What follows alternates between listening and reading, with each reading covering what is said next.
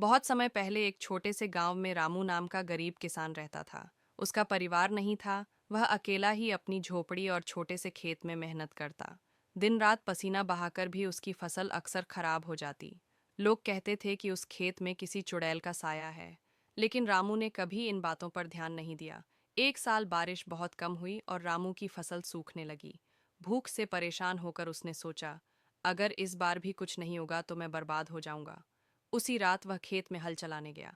अचानक ठंडी हवा चली और सामने एक औरत दिखाई दी। उसके बाल बिखरे हुए थे, आंखें अंगारों की तरह चमक रही थीं।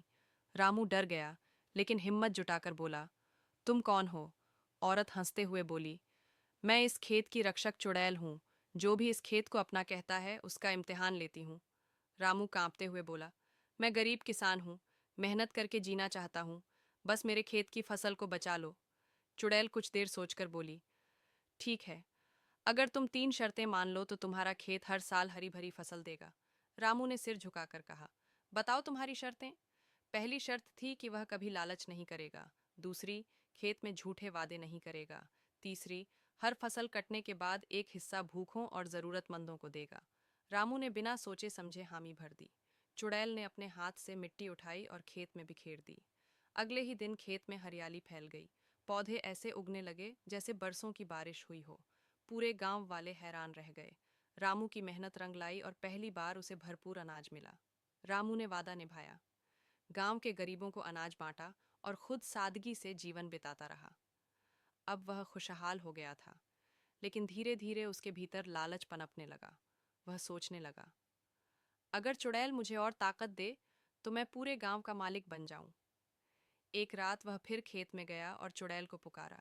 चुड़ैल आई और बोली, क्या हुआ किसान, क्या तुमने वादा निभाया?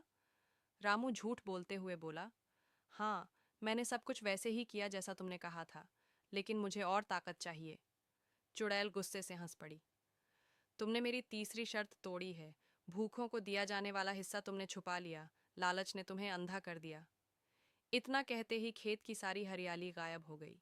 पेड़ पौधे सूख गए, जमीन बंजर हो गई। रामू जमीन पर गिर पड़ा और रोने लगा। चुड़ैल बोली, याद रखो किसान, मेहनत और सच्चाई से ही सुख मिलता है। झूठ और लालच इंसान को बर्बाद कर देता है।